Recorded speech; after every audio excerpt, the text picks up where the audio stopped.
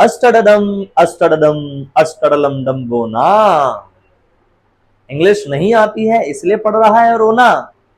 चलो आज की इस वीडियो में सॉल्यूशन लेकर आया हूं मैं आपका इंग्लिश ट्रेनर शान हिंदुस्तानी। जय हिंद एवरीवन। आज की इस वीडियो में आप लोगों का स्वागत है because we are going to start this session and this video for a very important topic guys, a vital topic I'm going to start here and the name of this topic is use of would। see, would एक ऐसा word है English का जिसमें अक्सर लोगों को बहुत सारे कंफ्यूजन्स का सामना करना पड़ता है। टू बी फ्रैंक, वुड के 56 यूजेस होते हैं, यानी 56 यूजेस हैं वुड के। लेकिन द क्वेश्चन इज दैट कि 56 के 56 यूजेस वुड के हमारे डेली यूज में काम आते हैं। सो आंसर इज दैट कि नहीं, 56 यूजेस काम नहीं आते हैं, लेकिन हाँ 10 से 12 यूजेस ऐसे हैं वुड के जो हमारी डेली लाइफ में काम आते हैं। हमारे वुड के यूज की वीडियो 2 या 3 पार्ट्स में आने वाली है, इसलिए अगर आप चैनल पर पहली बार आए हैं तो सब्सक्राइब जरूर करके रखें ताकि आने वाले वीडियो का नोटिफिकेशन सबसे पहले आपके पास पहुंच जाए। वीडियो में लास्ट तक बने रहें क्योंकि जो भी चीजें मैं एक्सप्लेन करूंगा वो चीजें आपको आगे भी कनेक्ट करने के लिए हेल्पफुल साबित होगी। वेल, वुड, अगर कोई पूछे कि वुड क्या है तो मैं आपको बता दूं कि वुड वैसे तो एक हेल्पिंग वर्ब है जिसको मॉडल्स के रूप में इस्तेमाल किया जाता है, लेकिन इसके अलावा भी वुड कई जगह पर अलग अलग सिचुएशंस में अलग अलग मीनिंग को पैदा करने का काम करता है। तो हम एक एक करके सारे यूज को जानेंगे। शुरुआत करते हैं पहले यूज से। फर्स्ट यूज है वुड एज अ मॉडल। देखिए, जब वुड को मॉडल के रूप में इस्तेमाल किया जाता है तो ये यूज्ड टू का सब्स्टिट्यूट होता है, यानी यूज्ड टू और वुड दोनों का मीनिंग सेम होता है। और वो क्या मीनिंग है भाई? यूज्ड टू और वुड दोनों का मतलब होता है या करता था, या करती थी, या करते थे। और यहां जो फीलिंग होती है सेंटेंसेस के अंदर वो होती है हैबिट इन पास्ट की। तो यानी आपको जो हैबिट दिखाई देगी वो पास्ट टेंस के अंदर दिखाई देगी। अभी कुछ एग्जांपल्स की बात करेंगे, लेकिन उससे पहले मैं आपको बता दूं कि वुड और यूज्ड टू दोनों का मतलब सेम है, लेकिन दोनों में डिफरेंस भी होता है। क्या डिफरेंस है गाइज? यूज्ड टू का इस्तेमाल होता है ओनली इन पॉजिटिव सेंस, यानी कि अफर्मेटिव सेंटेंसेस में ही यूज्ड टू का इस्तेमाल किया जाता है, जबकि पॉजिटिव सेंटेंसेस को छोड़कर नेगेटिव, सिंगल इंटरोगेटिव या फिर डबल इंटरोगेटिव या फिर इंटरोगेटिव नेगेटिव वाले जो पार्ट्स रहते हैं इन सभी में या करता था कि जो इंग्लिश है यूज्ड टू ना लगाकर वुड लगाई जाती है। तो यहां आपको मैं कुछ एग्जांपल्स के थ्रू इस चीज को एक्सप्लेन करना चाहूंगा। वुड के पहले यूज में पहला एग्जांपल, मैं रोजाना पार्क जाया करता था। I used to go to the park daily. ये पॉजिटिव सेंटेंस था, इसलिए या करता था कि इंग्लिश यूज्ड टू लगाई गई। बट अगर मैं इसको नेगेटिव में बदल दूं, मैं रोजाना पार्क नहीं जाया करता था, तो सेंटेंस बनता है I would not go to the park daily. यानी नेगेटिव सेंटेंस में या करता था कि इंग्लिश आप वुड लगाते हैं, और क्योंकि वुड एक हेल्पिंग वर्ब है तो इसी के बाद नोट लगा दिया हमने, तो सेंटेंस नेगेटिव बन गया।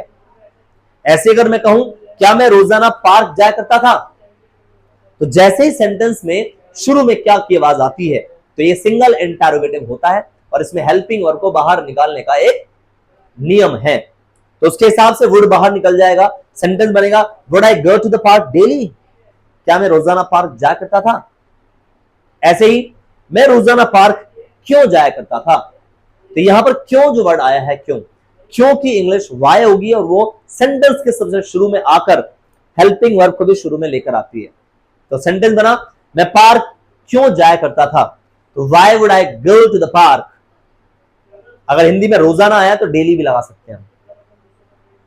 तो ये एक एग्जांपल को मैंने पॉजिटिव से negative, single interrogative, double interrogative में एक्सप्लेन करके दिखाया। लेकिन अब आगे आगे अगर हमें सिर्फ वुड को ही सीखना है तो मैं कई सारे एग्जांपल या करता था कि आवाज के साथ आपको दे सकता हूं, बट पॉजिटिव नहीं होंगे। जैसे मेरे दादाजी कहानियां नहीं सुनाया करते थे, नेगेटिव है, वुड लगेगा। My grandfather would not tell the stories. क्या तुम्हारे पापा जिम जाया करते थे? वुड, क्योंकि शुरू में क्या आ गया है, तो हेल्पिंग और वुड बाहर निकलेगी। Would your father go to the gym? तुम इंग्लिश क्यों पढ़ाया करते थे? Why would you teach English? तो ये था वुड का पहला यूज, जिसको हम एज ए मॉडल भी कह सकते हैं, और ये भी कह सकते हैं कि हेल्पिंग वर्ब के रूप में इसका सबसे पहला जो यूज दिखाया गया है वो यही है। इसके अलावा सिचुएशन बदलने से वुड के कई सारे और यूजेस बनते हैं। जैसे सेकेंड यूज, वुड का ही सेकेंड यूज है और इसको कहा जाता है एज अ फ्रेज। एग्जाम्पल, अगर हम वुड के साथ में लाइक टू को जोड़ दें, वुड लाइक टू, तो वुड लाइक टू का मतलब बन जाता है कोई काम करना चाहेगा, चाहेगी, चाहेंगे। जैसे कि मैं इंग्लिश सीखना चाहूंगा, I would like to learn English. तुम उससे बार बार मिलना चाहोगे, you would like to meet him again and again. वह यहां इंग्लिश सीखना चाहेगा, he would like to learn English here। क्या तुम एक मोबाइल खरीदना चाहोगे? Would you like to purchase a mobile? यहां पर भी would हेल्पिंग वर्ब है, लेकिन उसके साथ में like to जुड़ने के कारण would like to एक अलग ही कॉन्सेप्ट बन गया है, और इस अलग ही कॉन्सेप्ट का हिंदी में मीनिंग भी अलग ही निकल रहा है। फीलिंग की बात करें तो इस सेंटेंस के अंदर जो फीलिंग है, ये इस कॉन्सेप्ट के जो सेंटेंसेस हैं उनके अंदर जो फीलिंग्स हैं वो है क्या? विश, किसी काम को करने की इच्छा। It shows wish everyone.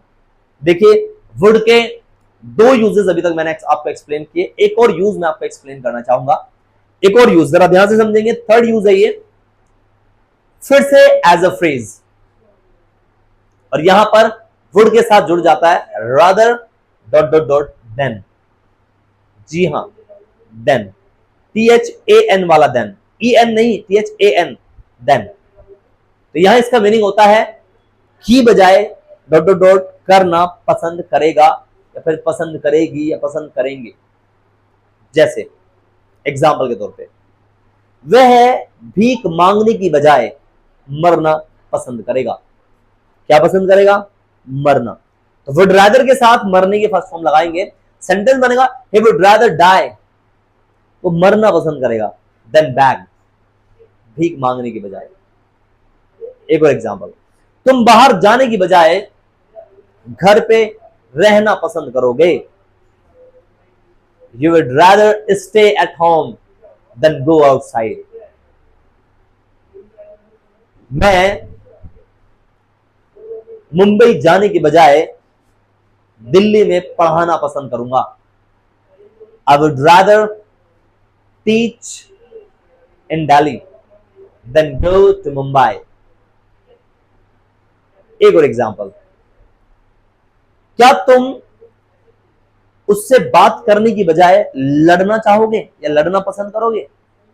So would you rather fight with him than talk to him? well, इसी तरह के और भी कई सारे कॉन्सेप्ट्स हैं जहां पर वुड सिचुएशन को बदलते ही अपना रूप, अपना रंग बदल देता है।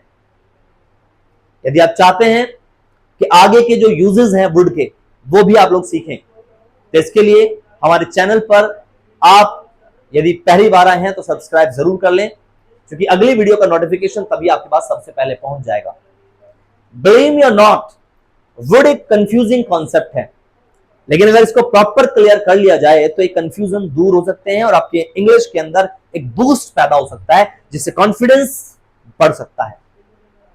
So you need to enhance your confidence guys, that's why I am saying कि अगली वीडियो का थोड़ा सा इंतजार करें। बहुत जल्द अगली वीडियो में मिलते हैं वुड के कुछ और नए कॉन्सेप्ट्स के साथ। Thank you so much everyone once again. Video पसंद आई हो तो लाइक जरूर करें और अपने दोस्तों के साथ शेयर जरूर करें। बाय एवरीवन, जय हिंद, जय भारत।